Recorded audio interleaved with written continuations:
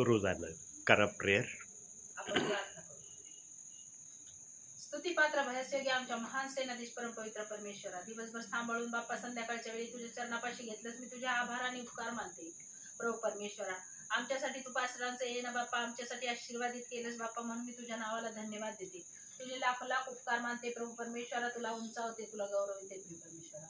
बाप्पा आज जो वचनाचा मानना तू आमच्यासाठी पाठवलेला आहेस प्रिय परमेश्वरा, तो आम्हा सर्वांसाठी आशीर्वादित असा असू दे प्रिय परमेश्वरा. आणि होऊ दे बाप्पा आम्हाकडून तुझा आणि तुझा अधिक अनधिक गौरव होऊ दे प्रिय परमेश्वरा. सर्व चुका प्रत्यांची क्षमा कर बाप्पा, आणि इथं बसलेल्या प्रत्येक व्यक्तीला तू आशीर्वाद आणि भर प्रिय परमेश्वरा. विशेष करून प्रार्थना करते प्रिय परमेश्वरा, बाळासाहेबांचं येणं तू आमच्यासाठी आशीर्वादित केलंस बाप्पा. त्यांच्यावर तू मोठा विप्लव आशीर्वाद पाठव प्रिय परमेश्वरा.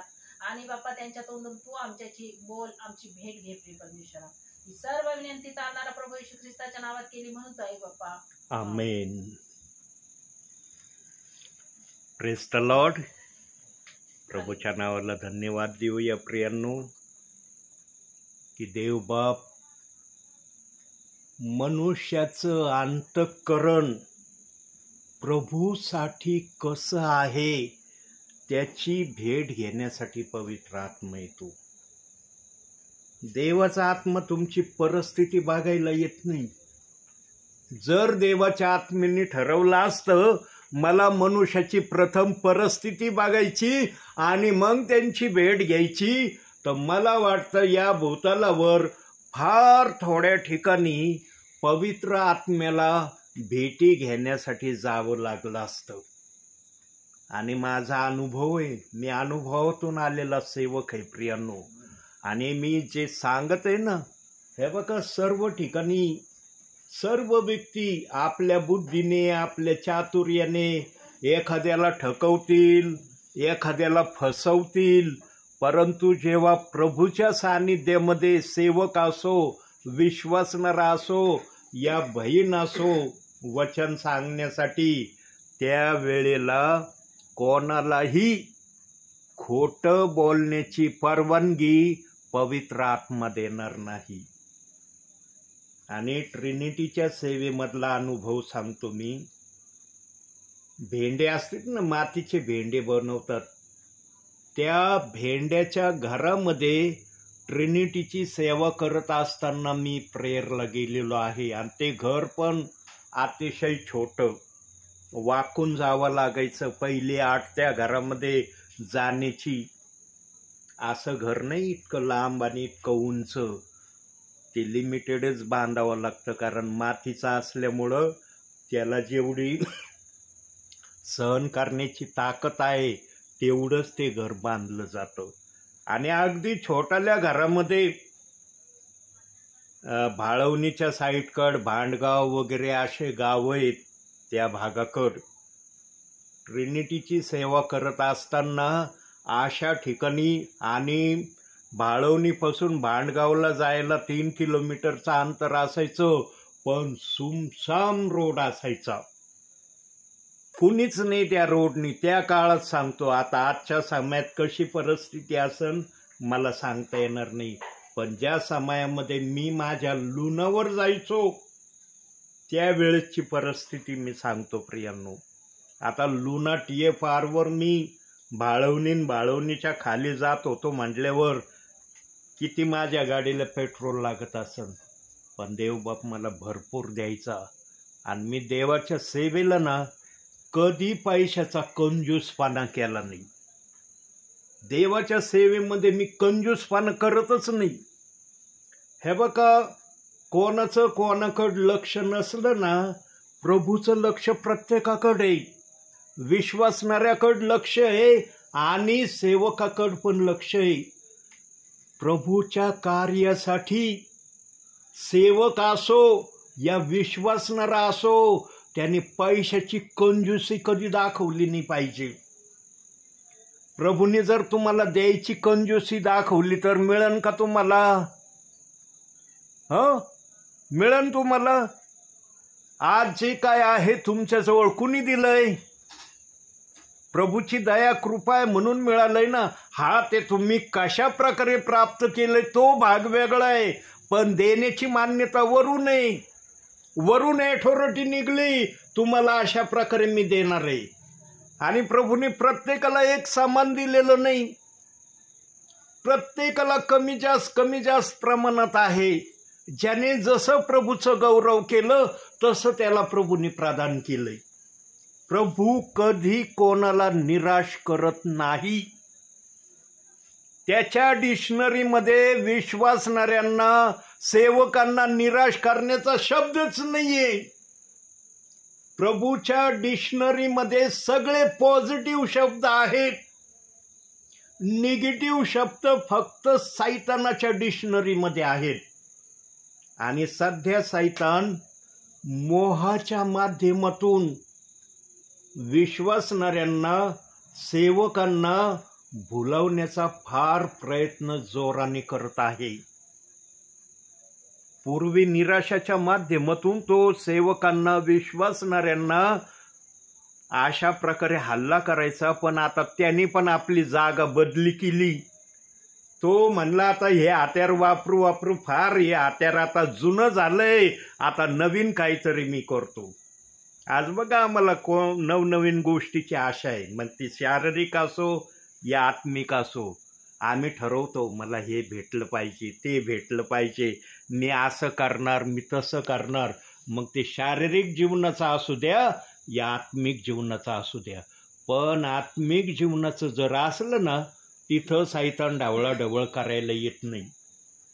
पण एखाद्याने प्रभू आपल्या विश्वासणाऱ्यांना जे प्रभूंनी ठरवलं आहे ते दिल्याशिवाय राहणार नाही. पण विश्वासणारा असा आहे की त्याला जे मिळणार आहे ना त्याच्यापेक्षा उच्च प्रतीची त्याची अपेक्षा असते.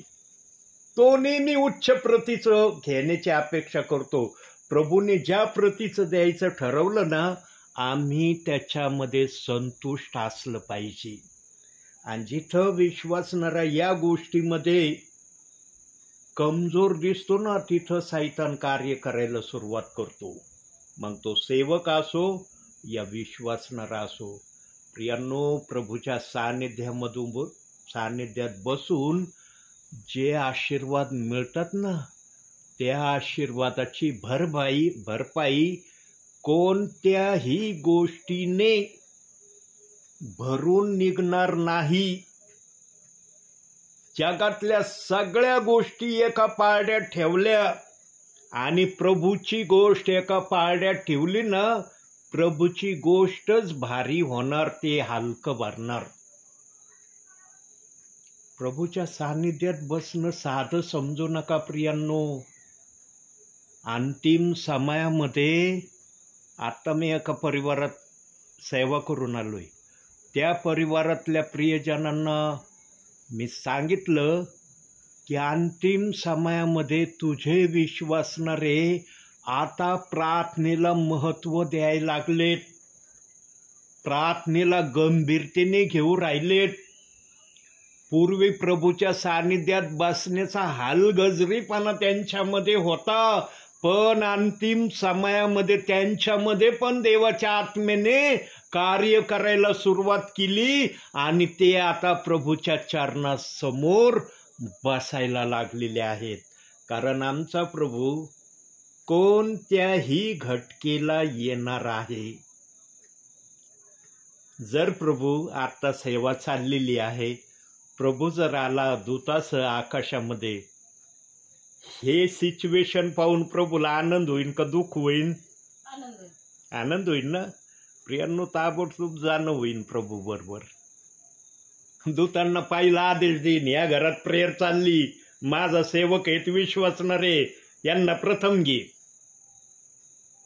आणि प्रभूंना अशा समयामध्ये येण्याची प्रक्रिया कदाचित प्रभू करणार आहे की ज्या समयामध्ये सेवकगण, विश्वासणारे देवाच्या चरणासमोर असतील.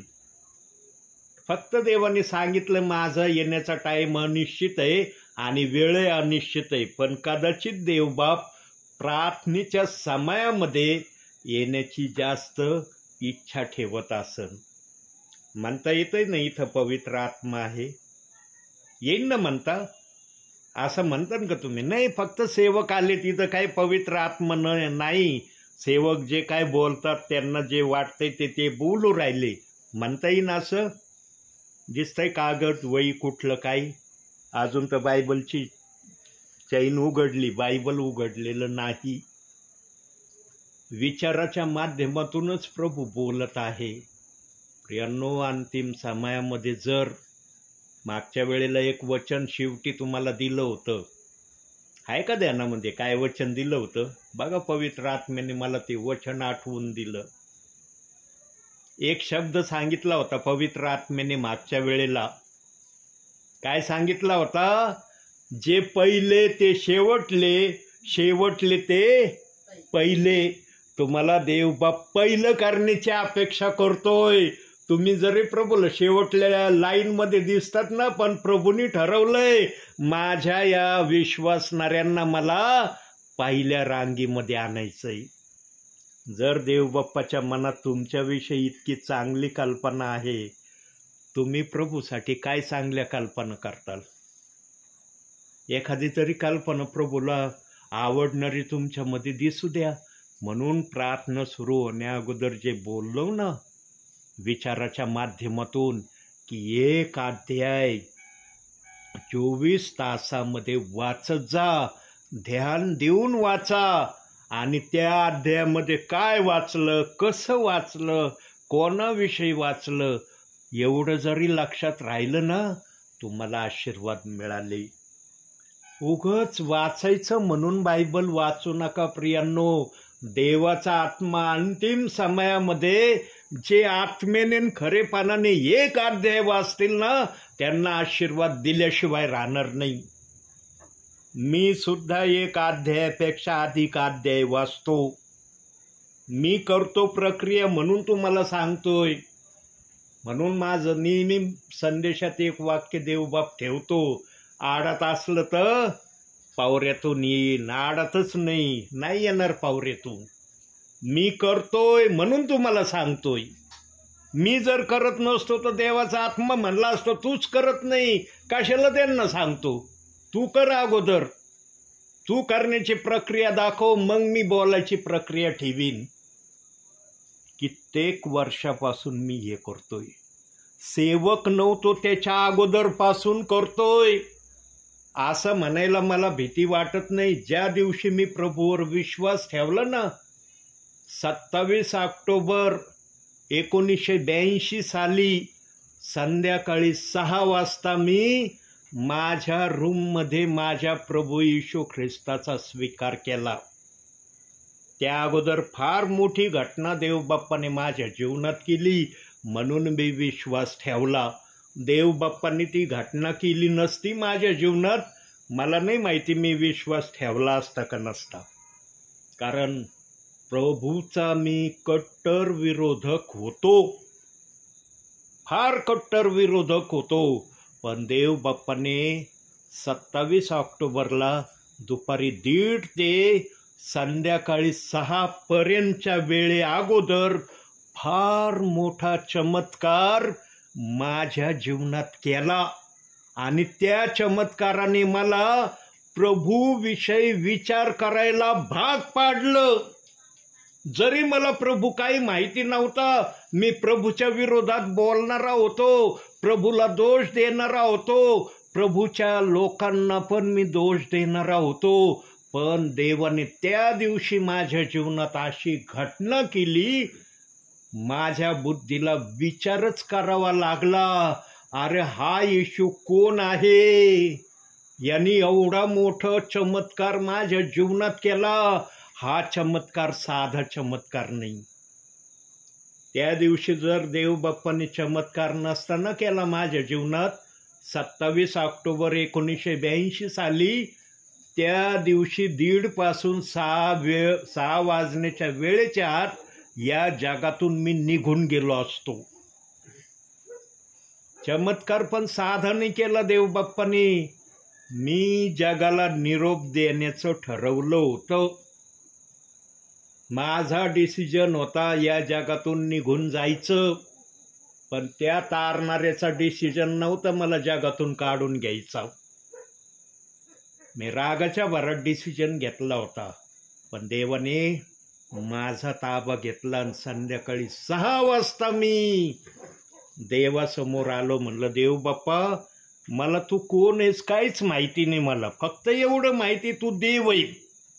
याच्याशिवाय मला तुझी कुठलीच माहिती नाही आणि तुझ्याविषयी कधी मी अधिक गोष्ट जाणण्याचा प्रयत्न केलेला नाही.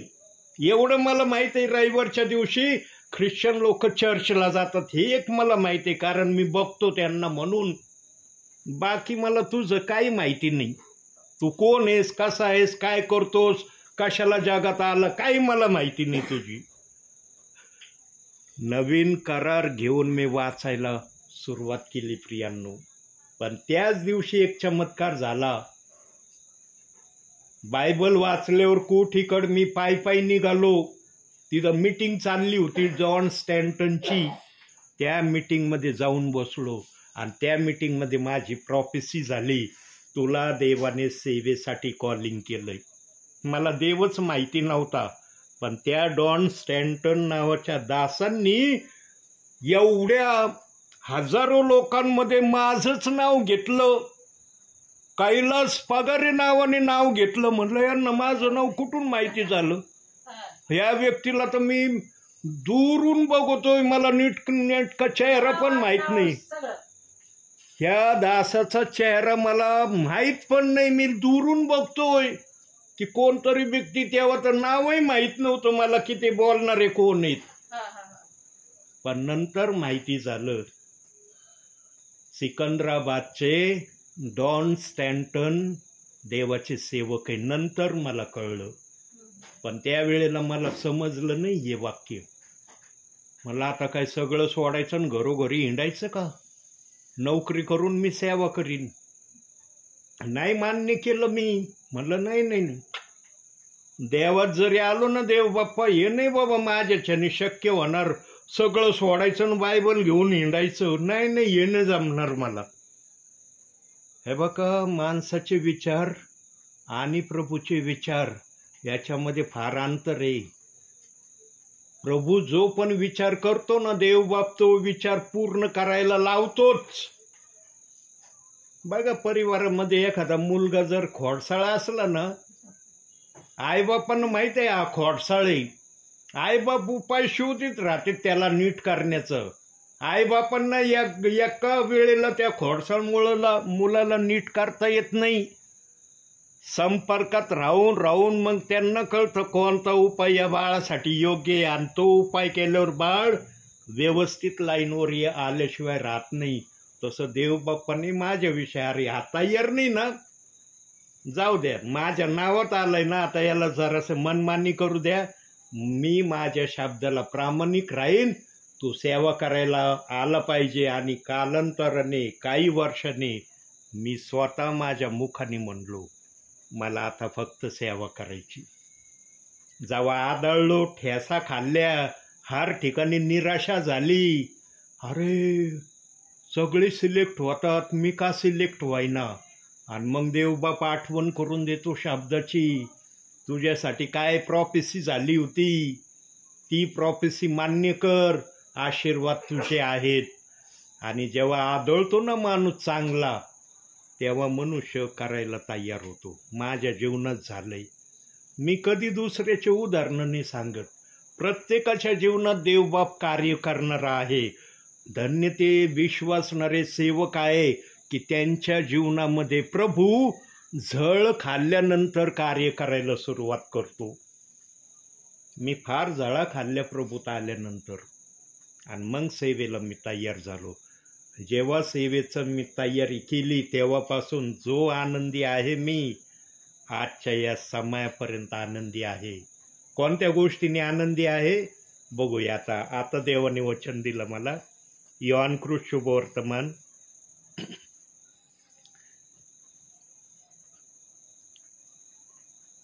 14वा अध्याय 27वं वचन. नवीन करार, नवीन. मत्ते, मार्क, लूक, योहान.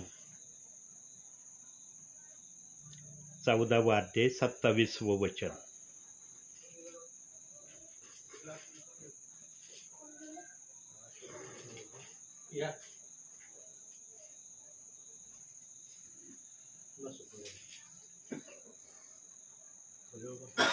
मी तुम्हा शांती देऊन ठेवतो, मी आपली शांती तुम्हास देतो.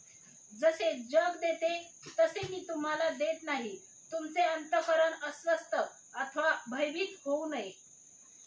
ही शांती मला ज्या दिवशी मी प्रभूची सेवा करण्यासाठी स्वतःला तयार केलं ना, तेव्हापासून ही शांती देव बाप्पाने माझ्या हृदयात ठेवली. ती आजपर्यंत आहे, म्हणून मी सेवा करतोय. ही शांती जर काढून टाकली ना, आज मी खूप अनुभवातून गेलेलो आहे. काही जण मला म्हणले, ब्रदर आमच्याजवळ सगळं आहे, काही नाही असं आमच्याजवळ काही नाही असं नाही, पण आमच्याजवळ एकच गोष्ट नाही, शांती नाही, मनाची स्थिरता नाही आम्हाला, आम्ही बेचैन आहेत. एवढं आमच्या जवळ आहे पण आम्ही बेचैन आहेत. म्हणून प्रभूचं वचन म्हणतं, मी आपली शांती तुला देतो. प्रियांनो, प्रभूची शांती ना फार वेगळी शांती. ती दुःखामध्ये पण आनंदी राहायला शिकवते. दुःखामध्ये दुःखी व्हायला नाही सांगत. देव बाप्पाने जेव्हापासून एदेन बागेत आज्ञाभंगाचं पाप झालं ना, तेव्हापासून देव बाप्पांनी मनुष्याच्या जीवनात एक प्रक्रिया करायचं ठरवलं, आणि ती प्रक्रिया देव बाप आजपर्यंत करतोय. आणि त्याच्या आगमनाच्या येण्यापर्यंत ही प्रक्रिया देव बाप्पाचा आत्मा करणार आहे. कोणती प्रक्रिया? प्रत्येकाला चढही दाखवणार, उतारही दाखवणार.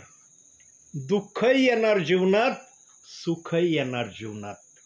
पण प्रियांनो, मनुष्याने दुःखामध्ये जास्तीत जास्त देवाचं गौरव करावं. तीच एक गोल्डन संधी असते दुःखामध्ये आम्हाला देवाला जास्तीत जास्त उंच करण्याची. बघा, एखाद्या विश्वासणाऱ्याचे प्रियजन हॉस्पिटलमध्ये जर असले, व्हॉट्सअपला म्हणा किंवा फोनच्या माध्यमातून प्रार्थना करण्याची विनंती करतात का नाही? आता जे दुसऱ्याला प्रार्थना करण्याची विनंती करायला लावतात, ते स्वतः प्रार्थना केल्याशिवाय असतील का? कधी कधी काय होतं माहिती आहे का, जेव्हा अशा प्रकारचं अचानकपणे संकट येतं ना, माणूस गांगारून जातो.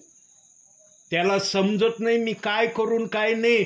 त्यावेळेस त्याच्या मनामधला जो कॉन्फिडेंट असतो ना, तो कॉन्फिडेंट थोडासा खालच्या पातळीला येतो ते पाहून, आणि मग त्यांच्या मनात विचार, अरे मी प्रार्थना केली, देव बाप ऐकतो का नाही माहीत नाही, पण ते सेवक ना फार पॉवरफुल आहेत, त्यांना जर मी सांगितलं ना, त्यांच्या प्रार्थनेने कार्यच होईल. आणि देव बाप करतो पण तसं नाही करत असं नाही. जो अनुभवात जातो ना त्याला ते वाक्य कळतं. ज्याच्यावर अनुभव नसतो त्या वाक्याचा, त्याला ते वाक्य नाही, अरे बोलते ऐकायला काय हरकत आहे. प्रियांनो, कधी कधी दुःखामध्ये ना चांगल्यातले चांगले सेवक एकमेकांना प्रार्थनाच्या विनंती केल्याशिवाय राहत नाही. का नाही राहत ते? कारण त्यांना आशा असते की मी तर प्रार्थना करतोयच, पण त्यांनी जर केली, दोघांच्या प्रार्थनेने प्रभू कार्य करील. प्रार्थना करणं वाईट नाही प्रियांनो, पण संकटामध्ये कॉन्फिडेंट आम्ही आमचा व्यवस्थित ठेवणं गरजेचं आहे. आणि संकटामध्ये तुमचा कॉन्फिडेंट व्यवस्थित राहावा म्हणून पवित्र शास्त्र संकटाच्या समयामध्ये वाचा. संकटाच्या समयामध्ये कधी तुम्हाला असा विचार नाही येणार, एकच अध्याय वाचून बंद करीन. त्यावेळेला बघा पवित्र आत्मा तुम्हाला किती अध्याय वाचण्याची प्रेरणा देतो. जास्तीत जास्त वेळ देवाच्या सानिध्यात त्या समयात जर व्यतीत केला ना, त्याचं प्रतिफळ चांगलंच मिळणार. हे फक्त दवाखान्याचं बोललो असं नाही, कोणतं संकट असू द्या ना. तुम्हाला वाटून फक्त दवाखान्यासाठी ब्रदर हे बोलू राहिले, एवढंच एक संकट मर्यादित आहे, बाकीच्या संकटात आम्ही काही केलं तर चालतं असं देव म्हणत नाही. हर संकटामध्ये तुम्हाला बायबल वाचून प्रथम तुम्ही प्रार्थना करा. प्रथम तुम्ही देवाला हाक मारा, आणि जेव्हा तुम्हाला वाटणार आहे नाही आता मला दुसऱ्याची मदत घेणं गरजेचं आहे, त्यावेळेला जरूर एकमेकांकडे तुम्ही फोन करा आणि प्रार्थना करून घ्या. प्रार्थना करून घेणं वाईट नाही. पाऊलानं शिकवलंय आम्हाला. पाऊल स्वतः म्हणलं माझ्यासाठी प्रार्थना करा. कनिष्ठ प्रेषित असून तो विश्वासणाऱ्यांना म्हणायचा माझ्यासाठी प्रार्थना करा. का म्हणायचा? कारण त्याला प्रार्थनेचं महत्व काय आहे ते माहीत झालेलं होतं. एक महत्व बघू आता, प्रार्थना निघाला विषय. तर योहान कार्ड आहे ना, थोडंसे पानं पुढं उलटा, प्रेषितांची कृत्य लागल. थोडे अगदी बोटावर मोजण्यासारखे. काढलं? 12वा अध्याय काढा, 5वं वचन वाचा. याप्रमाणे पेत्र तुरुंगात पहाऱ्यात होता, परंतु त्याच्याकरता देवाजवळ मंडळीची प्रार्थना एकाग्रतेने चालली होती.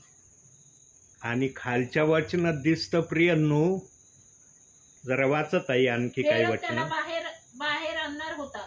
त्या रात्री 2 बेड्या घातलेला असा पेत्र 2 शिपायांमध्ये निजला होता, आणि पहारेकरी दरवाजा पुढे तुरुंगाचा पहारा करीत होते. तेव्हा पहा, प्रभूचा दूत त्याच्याजवळ उभा राहिला आणि खोलीत उजेड चकाकला. त्याने पेत्राच्या कुशीवर थापटून त्याला जागे करून म्हटले, लवकर उठ. तेव्हा त्याच्या हातातील साखळदंड गळून पडले. मग देवदूत त्याला म्हणाला, कंबर बांध व पायात वाहना घाल. तसे त्याने केले. त्याने त्याला म्हटले, तू आपले वस्त्र पांघरून माझ्या मागे ये. तो निघून त्याच्या मागे गेला. तरी देवदूताकडून जे झाले ते खरोखर घडत आहे हे त्याला कळेना. आपण दृष्टांत पाहत आहोत असेच त्याला वाटले. बघितलं, आज खालचेही वचन वाचायची देवबाप्पाने प्रेरणा दिली. संकटाच्या समयामध्ये आता पेत्र जर तुरुंगात होता, संकटात होता का आनंदात होता? संकटात होता. तो करत होता का प्रार्थना? दिले का तिथं की पेत्राने प्रार्थना केली? कारण तो साखळदंडाने बांधलेला होता. ह्या हातात एक साखळदंड, ह्या हातात एक साखळदंड, इकडं एक सैनिक उभा, इकडं एक सैनिक उभा, पायात साखळदंड, दोन्ही पायात साखळदंडाने जडलेला पेत्र दोघांमध्ये उभा होता. आता जो दोघांमध्ये उभा होता त्याला प्रार्थना करता येईल का? म्हणून मंडळीला कळलं की जो पेत्र सुवार्ता सांगतो त्या पेत्राला तुरुंगामध्ये बंद केलंय, आणि मंडळ्या प्रार्थना करायला लागल्या. त्या काळातल्या मंडळ्या प्रियांनो, सेवकांसाठी प्रार्थना करणाऱ्या आज्ञाधारक मंडळ्या होत्या. पण आजच्या समयामध्ये काही मंडळ्या देवाच्या सेवकासाठी प्रार्थना करत नाही. मागील संदेशामध्ये मी केलंय वर्णन या गोष्टीचं पवित्र आत्मेने, की सेवकांसाठी प्रार्थना करणं या समयामध्ये किती गरजेचं आहे.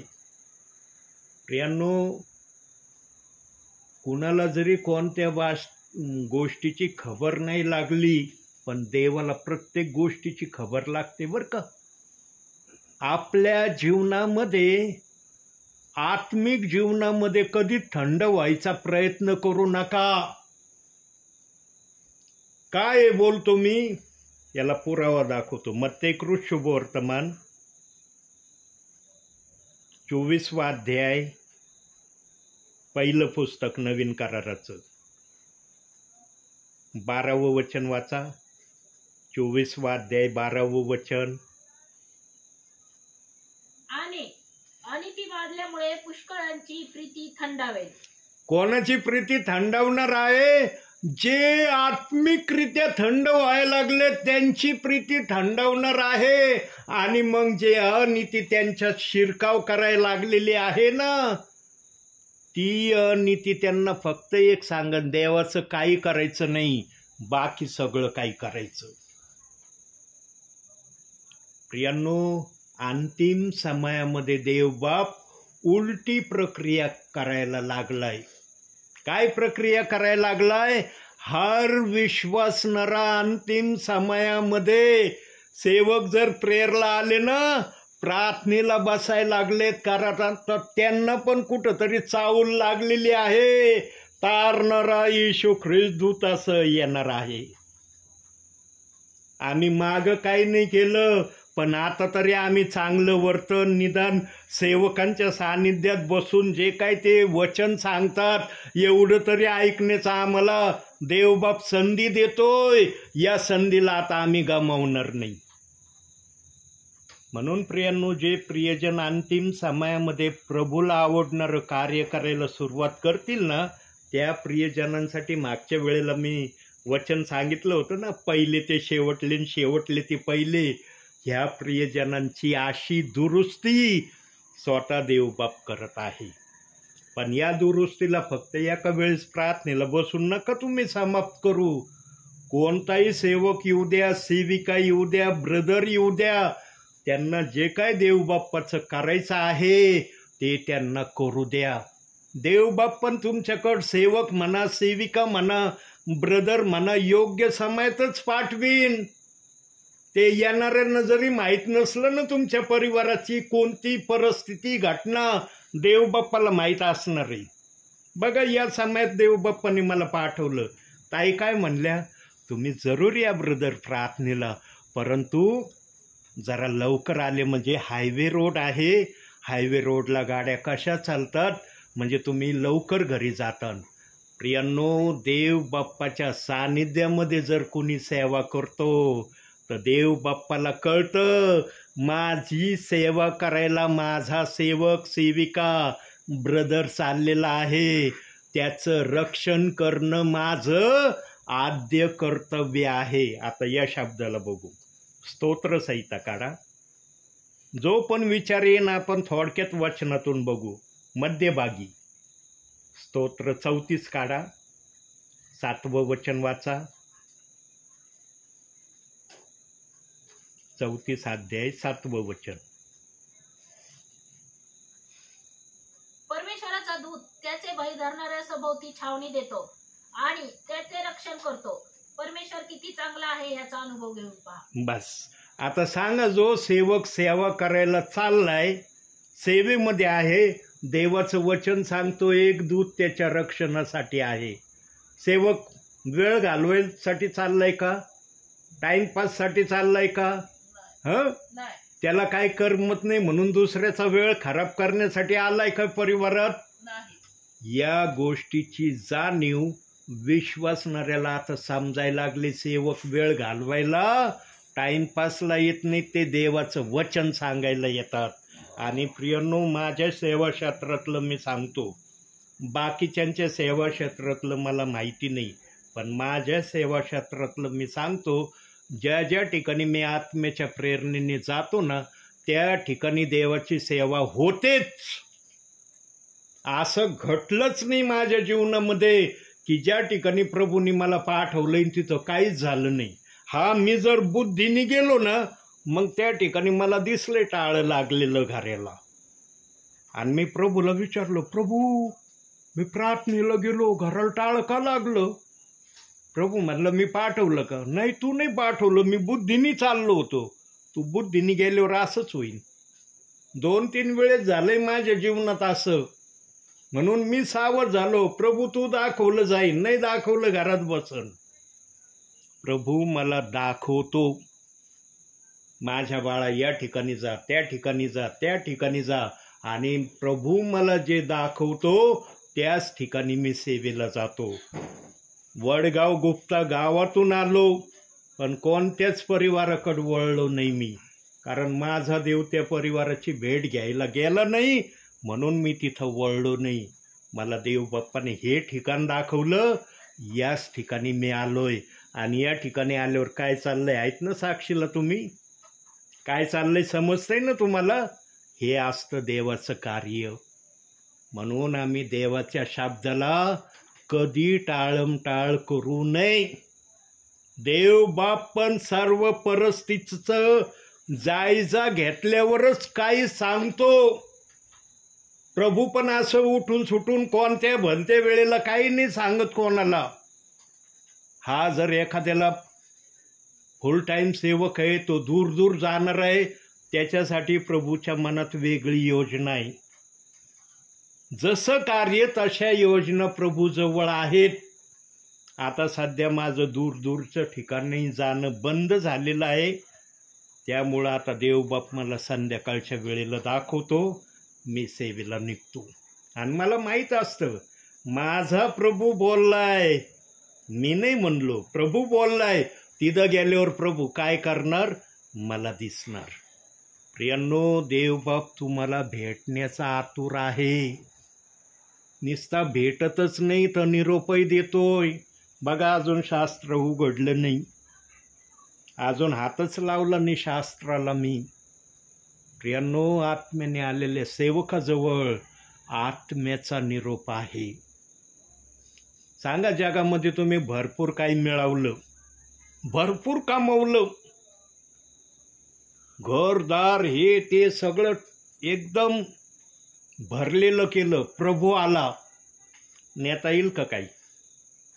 हां, तुम्ही खूप मेहनत घेतली घराला सजवण्यासाठी, वस्तू आणण्यासाठी, प्रभू आला. प्रभूला म्हणतात का, ही वस्तूसाठी लय मेहनत घेतली प्रभू मी, या वस्तूला घेऊ दे ना मला, बरोबर येईल का म्हणता? नाही. म्हणून प्रियांनो, आपल्या जीवनामध्ये सर्वप्रथम जागा प्रभूला द्या. प्रभू नंतर दुसऱ्या गोष्टीला जागा. पण काही विश्वासणारे असे आहेत आजही, ते देवाला प्रथम स्थान न देता जगाच्या कार्याला प्रथम स्थान देत आहेत आणि नंतर प्रभूकडे येत आहेत. प्रियांनो, त्या प्रियजनांना शेवटची संधी प्रभूने ठेवली आहे. माझ्या कार्याला प्रथम स्थान दे. काही प्रियजन तर झोपेतून उठल्याबरोबर प्रार्थना देखील नाही करत. 2 शब्दाची देखील प्रार्थना करण्याची काही जणांना अपेक्षा नाही होत. नाही ना, करू नंतर करू, प्रार्थना नंतर. प्रियांनो, देवबाप्पांनी जर एक नवीन दिवस तुम्हाला दाखवलाय, तुम्हाला जाग आली, उठल्याबरोबर तुमच्या मुखात प्रभूचं गौरव असलं पाहिजे. काही जणांना काही कारणामुळं बायबल वाचता येत नाही, हरकत नाही. देवबाप्पाला कळतं सगळं काही. तुम्हाला जर एवढं कळतं तर देवबाप्पाला नसन का कळत? तुम्ही बायबल का नाही वाचत? का तुम्हाला बायबल झोपेत उठल्याबरोबर वाचायची इच्छा का नाही होत? प्रभूला तर माहिती आहे ना. पण 2 शब्दाची प्रार्थना करायची काही बंदी का तुम्हाला? देवाने ऑलरेडी तुम्हाला पवित्र केलंय. तुम्ही ऑलरेडी पवित्र झालात, मग तुम्हाला अपवित्र करणारा कोण? कोणामध्ये ताकद आहे की प्रभूने तुम्हाला पवित्र केलंय आणि तो तुम्हाला अपवित्र करीन? आहे का कोणामध्ये ताकद? विश्वासणाऱ्याला शिक्षण नसल्यामुळं विश्वासणारा गोंधळतो, म्हणतो नाही आता नाही करणार प्रार्थना, नंतर करीन. म्हणून होशे 4:6 मध्ये सांगितलंय, अज्ञानामुळं माझ्या लोकांचा नाश झालाय. पण देवबाप्पांनी ठरवलंय, आता माझ्या लोकांचा मी नाश होऊ देणार नाही, त्यांचा मी बचाव करीन. म्हणून सेवकांना आजही प्रभू सेवेला पाठवितोय. कशाला आलोय मी इथं? वेळ घालवायला आलो? प्रियांनो, देवाच्या मनामध्ये ना चांगला संकल्प आहे. तो संकल्प आम्ही ओळखणं गरजेचं आहे. प्रियांनो, मार्था आणि मारिया यांच्या घरी येशू भेटायला गेला. पण मार्थाना दगदगीची स्त्री होती, दगदग करणारी. पण मारियाना शांत स्वभावाची होती, प्रभूचा आदर करणारी होती. जेव्हा प्रभू तिथं जातो, मार्थेला पहिली चिंता लागते, आता प्रभूला काय बनवू खायला, किंवा प्रभूचं स्वागत करण्यासाठी मी कोणत्या गोष्टी करू, याची ती दगदग करायला लागली. आणि त्या दगदगीमध्ये जेव्हा आपल्या बहिणीकडे ती बहिणी प्रभूला म्हणती, प्रभू मारियाला सांगा ना मला मदत करायला. तेव्हा प्रभू म्हणतो, मार्था मार्था मार्था, तू काय दगदग करतीस? मारियाने चांगला वाटा निवडून घेतला आहे, तिच्यापासून हा चांगला वाटा कोणी काढून घेणार नाही. प्रियांनो, आम्ही आमच्या जीवनामध्ये नुसतं ऐकणारे असलं नाही पाहिजे, करणारं असलं पाहिजे. बसलात ना तुम्ही प्रभूच्या चरणी, प्रभू पाहतोय ना स्वर्गातून, अरे माझे विश्वासणारे बसलेत बरं का, स्वयंपाकाचा टाईम आहे तरी माझ्या बहिणी बसल्यात, माझं वचन ऐकत्यात. आणि प्रभू पण थोडक्यात बोलणार आहे. प्रभूला कळतं की माझ्या मुली, माझ्या कन्या माझ्यासमोर बसल्यात, तर त्यांना किती निरोप देणं गरजेचं आहे. पवित्र आत्मा ज्या ठिकाणी बोलायचं स्टॉप झालो, मी स्टॉप होणार. लक्षात घ्या, जो आत्म्याने बोलणार आहे ना, आत्म्याने बोलायचं थांबवलं, सेवकाला आपल्या बुद्धीने काही सांगता येणार नाही, तो सांगूच शकत नाही. जोपर्यंत आत्मा बोलत आहे तोपर्यंत सेवक बोलत राहील. प्रियांनो, धन्य आहात तुम्ही. वर नाव लिहिलं जात आहे तुमच्या जीवनाच्या पुस्तकात. साधारण समजू नका, लिहिलं जात आहे की तुम्ही प्रभूच्या चरणी बसलेले आहात. म्हणून प्रभू म्हणला, ज्याच्या त्याच्या कृत्याप्रमाणे माझ्याजवळ द्यायला वेतन आहे. तिथं पक्षपात नाही होणार, पक्षपात करणार पण नाही देवबाप. बघा आता पक्षपात आलाय तर तो शब्द बघू, एवढा एक शब्द बघू. प्रेषितांची कृत्य कार्ड होतं ना, ते काढा. प्रेषितांची कृत्य, मला पुस्तक सांगा मग मी सांगन. हा काढलं. थोडं पुढं जाता, इकडं इकडं इकडं, हा इकडं थोडं पुढं जा, काही पानं उलटा, रोमकारस पत्र लागल. लागलं.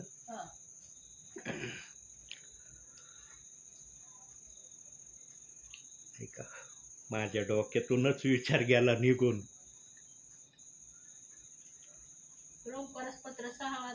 नाही, जे सांगायचं होतं ते निघून गेलं बोलण्याच्या नादामध्ये.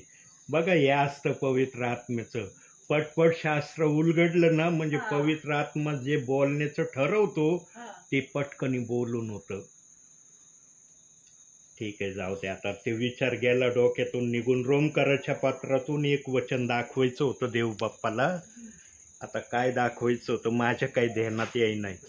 प्रियांनो, आज तुम्हाला देवाच्या आत्म्याच्या प्रेरणेने सांगतो आणि हा विचार पण सांगतो तुम्हाला. आज आमचे ख्रिस्ती म्हणवणारे, विश्वासणारे पुष्कळ आहेत, परंतु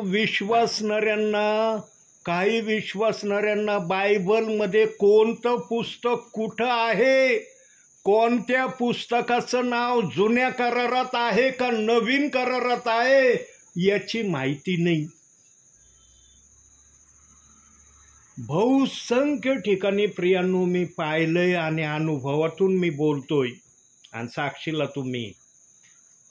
बायबलला ना विश्वासणारे, चालणारे फार झालेत. कुठं लिहिलंय बघा, आठवला शब्द काढा. रोमकारस पत्र, पवित्र आत्म्याने आठवण करून दिली. 2 अध्याय 7वं वचन. म्हणजे जो कोणी धीराने सत्कर्म, नाही 2 अध्याय 7वं वचन. रोमकारस पत्र 2 अध्याय 7वं वचन. म्हणजे जो कोणी धीराने सत्कर्मे करीत राहून गौरव, सन्मान व अक्षयता ही मिळवण्याचा प्रयत्न करीतात, त्यांना तो सार्वकालिक जीवन देईलच. बघितलं प्रियांनो, आम्ही जो विषय त्या बोलण्यामध्ये चालला होता, आमच्या जवळ देवाचा अनुभव आणि देवाची कृती दोन्ही गोष्टी पाहिजे. काही जणांजवळ कृती आहे, अनुभव नाही. काही जणांजवळ अनुभव आहे, कृती नाही. प्रियांनो, आता हे पवित्र शास्त्र देव बाप्पांनी सर्वांना दिलंय ना, दिलंय का नाही? का केलाय भेदभाव? नाही. ठराविक लोकांना शास्त्र देईन, बाकीच्यांना मी पवित्र शास्त्राविना माझ्या जे राज्यात ठेवीन. ठेवलंय असं प्रभूंनी कोणाला? हरेकांच्या घरामध्ये किमान एक तर पवित्र शास्त्र आहे. काही परिवारात प्रत्येकाला सेपरेट पवित्र शास्त्र आहे, पण काही परिवार असे आहेत की त्या परिवारामध्ये सर्वांचं मिळून एक पवित्र शास्त्र का होईना असतं. प्रियांनो, त्या पवित्र शास्त्राच्या आम्हाला ना काही जरी माहिती नाही मिळाली आमच्या भावी जीवनातनं चालेल, पण आम्हाला एवढी तर माहिती असली पाहिजे की पवित्र शास्त्रामध्ये जुन्या करारात किती पुस्तकं आहेत, नवीन करारात किती पुस्तकं आहेत, कोणत्या पुस्तकाचं काय नाव आहे, जुन्या करारातल्या पुस्तकाचं नाव काय, नवीन करारातल्या पुस्तकाचं नाव काय. एवढं जरी मेहनत तुम्ही घेतली ना, ते प्रभूमधले श्रम तुमचे व्यर्थ जाणार नाही. आणि जेव्हा सेवक येतील, पुस्तकाचं नाव काढलं ना, तुम्हाला लगेच कळणार, अरे हे नाव उच्चारण झालंय जुन्या करारात आहे का नवीन करारात आहे. प्रियांनो, का बऱ्याचशा ठिकाणी मी अनुभवलंय, पण मी कोणाची कधी भावना दुखवीत नाही. मला कोणाची भावना दुखवायला आवडत नाही, पण देवबाप जर सांगायला लावायला लागलं ना तर मी सांगायला पण घाबरत नाही, कारण ती देवाची मर्जी आहे, माझी मर्जी नाही. देव बाप्पाला आपले विश्वासणारे व्यवस्थित असले पाहिजे, ही देवाची अपेक्षा आहे. आणि ही देवाची अपेक्षा पूर्ण करणारे देवाचे सेवक आहेत. जो सेवक प्रभूच्या आत्म्याने निर्भीडपणे बोलणारा आहे ना, देव बाप त्याला सेवेमध्ये कधीच बाजूला करणार नाही. पण जो सेवक बोलायला घाबरतो ना माणसासमोर, अरे हे बोललं तर त्यांच्या मनावर काय परिणाम होईल, तू माणसाच्या मनावरचा परिणाम करत बसलास ना, मग देवाने जर तुला सेवेलाच पाठवायचं बंद केलं तर काय करशील, काय करशील. तुझ्या बुद्धीने येईन का करता. बघा, आता रोमकाराचं पत्र काढायला लावलं, माझ्या ध्यानातून पवित्र आत्म्याचा विचार गेला निघून, माझ्या बुद्धीमध्ये अंधार पडला, कोणतं अध्याय काढायचं आणि कोणतं वचन वाचायला द्यायचं. पण जसं मी बोलायला लागलो, पवित्र आत्म्याने त्या विचाराचं वचन मला दाखवलं आणि ते वचन आपण वाचलं. पवित्र आत्म्याशिवाय कोणाला बोलता येत नाही प्रियांनो. बुद्धीचा संदेश कुणी देऊ शकत नाही, आणि बुद्धीचा संदेश जास्त काळ कोणाला देता पण येणार नाही. फार तर फार 5 मिनिटं, 10 मिनिटं, या 15 मिनिटाच्या पुढं बुद्धीचा संदेश कोणाला बोलताच येणार नाही. तुमची जर बुद्धी एवढी तेज असती तर मग पवित्र आत्म्याला वचन द्यायची काही गरज आहे का, बोलायची गरज आहे का. देवाचा आत्मा म्हणला असणार, याला बुद्धी फार सक्षम आहे याची, कशाला पवित्र आत्मेतून मी बोलू दे याला बुद्धीने. पण आज काही जण बोलतात, काय नाही बुद्धीचा संदेश देतात. म्हणून वाचनात देव बाप्पाला दिसलं होतं आपल्या समायामध्ये, काय दिसलं होतं, माझ्या सेवकाची निंदा होईल. म्हणून बायबलमध्ये आता आपण ते वचन काढणार नाही, मी फक्त रेफरन्स तुम्हाला सांगतो. मत्तेय याचा 5वा अध्याय 10-11 वचनात आणि 1 पेत्र 4था अध्याय 14व्या वचनामध्ये देवाच्या सेवकासाठी आणि जे देवाची सेवा करतात त्यांच्यासाठी आशीर्वादाचे शब्द पवित्र आत्म्याने ठेवलेत.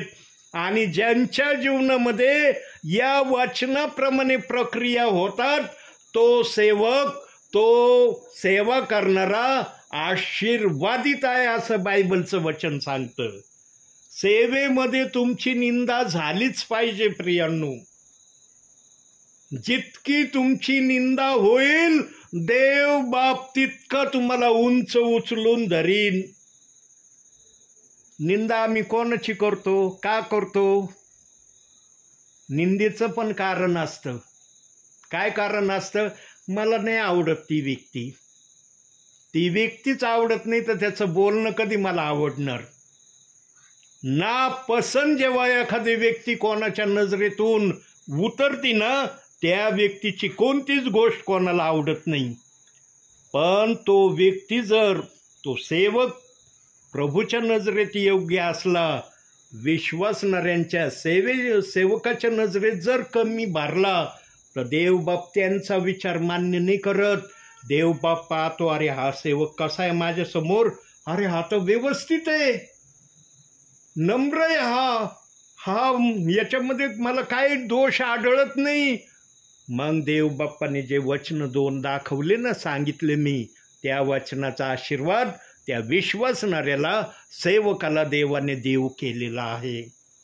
प्रियानो, तुम्ही तुमच्या भावी जीवनात एवढं तर करू शकता ना. जुन्या कराराची पुस्तकं, नवीन कराराची पुस्तकं माहिती तर मिळवू शकता ना. अरे पुढच्या वेळेला जर सेवक आले, त्यांनी जर पुस्तकाचं नाव काढलं, मला लगेच कळलं पाहिजे, अरे हे उच्चार कार्ड आहे, कोणतं आहे, नवीन करारात आहे, जुन्या करारात आहे. प्रियांनो, तुम्ही देवासाठी काय करायचं ठरवलं ना, देव बाप पण तुमच्यासाठी काय करायला तयार होईल. आणि ध्यानातून बुजणार नाही ते. तुम्ही जर पुस्तकं पाठ करायला सुरुवात केली ना, जुन्या कराराचे, नवे कराराचे, देवाचा आत्मा ते पुस्तकं तुम्हाला विसरू देणार नाही. पण तुमच्या मनाची इच्छा असली पाहिजे. नाही, हे सेवक बोलले म्हणून करायचं, सेवक नसते बोलले तर आम्ही केलं नसतं. याची तुम्हाला गरज आहे. अशा अनुषंगाने करा प्रियांनो. किमान विश्वासणाऱ्याने बायबलचे पुस्तकाची तर विश्वासणाऱ्याला माहिती असली पाहिजे ना.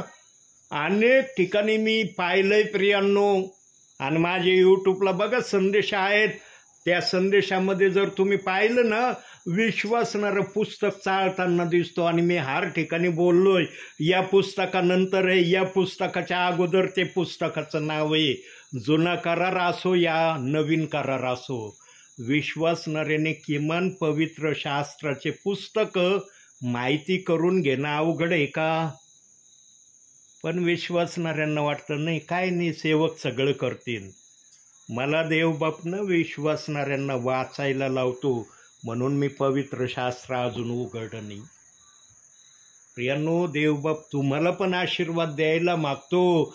मला तर आशीर्वाद आहेच, कारण मी आलो, त्यामुळं माझे येण्या जाण्यामध्येच माझा आशीर्वाद आहे.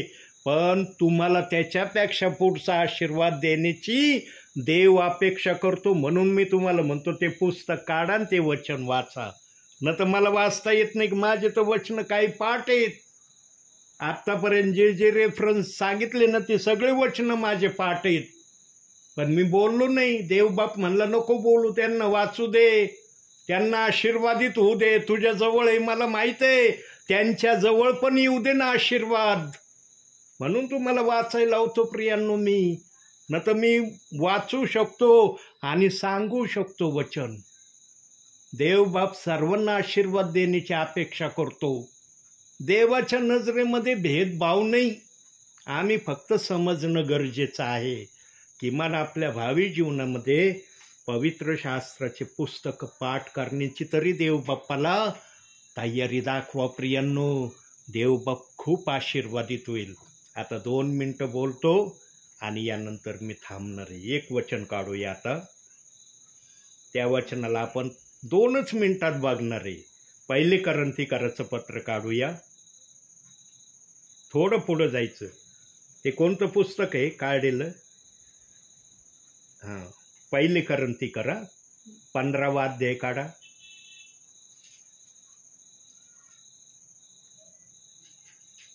व 58वं वचन वाचा.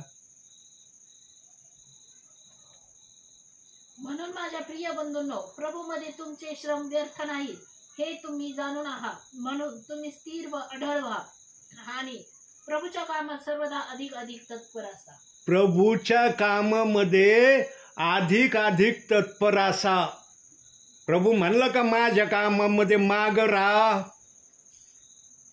दिलाय का शब्द तिथं? माझ्या कामामध्ये माग राहा, माझ्या कामामध्ये तत्पर राहा.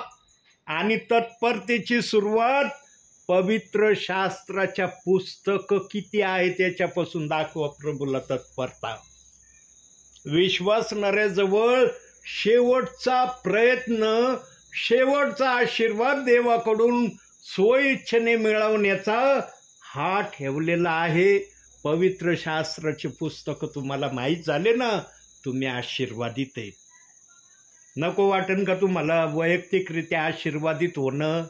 सेवकाच्या माध्यमातून तर देवबापा आशीर्वादित करणारच, संदेशाच्या माध्यमातून, पण वैयक्तिकरित्या तुम्हाला पण आशीर्वादित होण्याचा एक पर्याय दिलाय म्हणून हे वचन दाखवलं.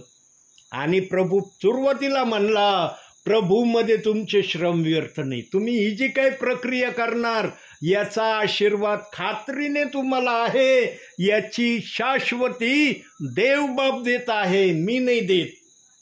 म्हणून प्रियांनो, कमीत कमी प्रभूच्या कार्यामध्ये तत्परता दाखवणारे प्रियजन तुम्ही आजपासून व्हावे, अशी देवबाप्पाची इच्छा आहे. म्हणून आजच्या छोट्याशा संदेशातून देवबाप तुम्हाला आणि मला भरपूर आणि भरपूर आशीर्वाद देव. आमेन. टाळ्या वाजवा आता.